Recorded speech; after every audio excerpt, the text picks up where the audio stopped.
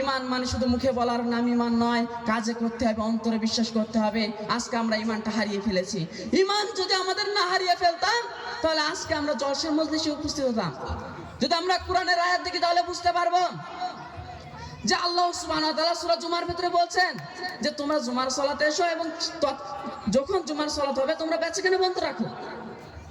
আমরা সকালে জানি প্রসিদ্ধ আয়াত, কিন্তু আজকে দেখেন আমরা জুমার সালাতে যাই কিসের জন্য? ইমাম সাহেব প্রত্যেক সপ্তাহে বক্তব্য দেয় যে তোমরা ভালো কাজ করো, শিরিক করো না, কুফরি করো না, কিন্তু অনেকে জুমায় যায় না। এই জন্য একটা বিশাল বড় করে ইজতেমা বলেন, জলসা বলেন, এটা করা হচ্ছে।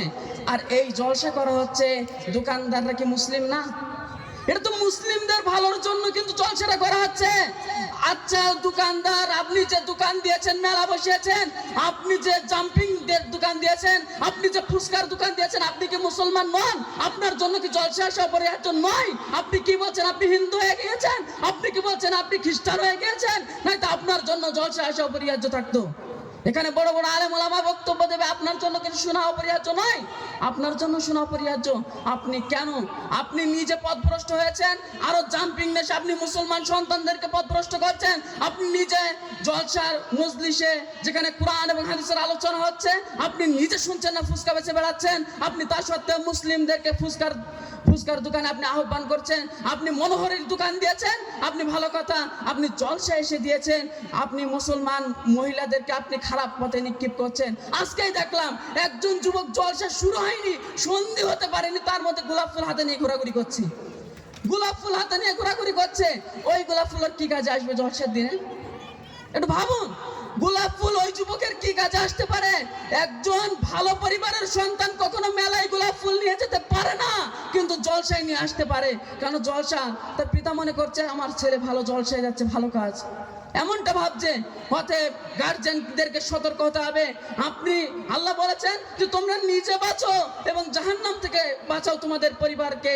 আপনি বেঁচে আপনি জলসায় এসেছেন, আপনি বেঁচে আপনি জলসার মজলিসে উপস্থিত হয়েছেন, কিন্তু আপনার পরিবার, আপনার স্ত্রী মেলায় গিয়ে আপনার স্ত্রী হার কিনছে জলসায় গিয়ে। আপনার ছেলে গোলাপ নিয়ে ঘুরছে, আপনার মেয়ে গলার চেন কিনছে।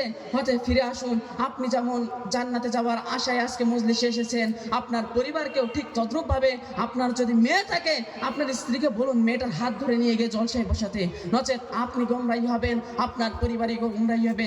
আচ্ছা আপনি একটু ভেবে দেখুন, আমার বক্তব্য শেষ করার পর একটু কথা বলি, আপনি একটু ভেবে দেখুন। আচ্ছা আপনি নামাজ পড়েন, রোজা রাখেন, যাবতীয় ইসলামের সব কাজ মেনে চলেন, কিন্তু আপনার পরিবার মানে না। আল্লাহ সুবহানাহু ওয়া তাআলা সার্টিফিকেট দিয়ে দিলেন, অমুক আব্দুর রহমান তুমি জান্নাতে যাও, কিন্তু তৎকালীন সময়ে আব্দুর রহমানের স্ত্রী পর্দা করতো না। উদাহরণ দিচ্ছে, আব্দুর রহমান তাহলে কেউ রাগ করবেন না, উদাহরণ দিচ্ছে, না আমার নামে উদাহরণ দেয়, আরিফ তুমি জান্নাতে যাও। তখন পক্ষান্তরে যদি আরিফের ছেলে, অতএব আরিফের ছেলে কিংবা আরিফের স্ত্রী টান দিয়ে বলে আল্লাহ আরিফ কেন আজকে জান্নাতে যাবে? আরিফ তো আমাকে বলেনি, আমি তো তার অধীনে ছিলাম, আমি তো তার হেফাজতে ছিলাম, দুনিয়াকে তার আমার অর্ধেক বানিয়েছিলে, আমি তো তার সাথে বসবাস করেছিলাম। আল্লাহ আমাকে জাহান্নামে ফেলে আরিফ কেন আজকে জান্নাতে যাবে? আমি আরিফ, আমি কাল কিয়ামতের ময়দানে কি জবাব দেব? আমি কি বলবো?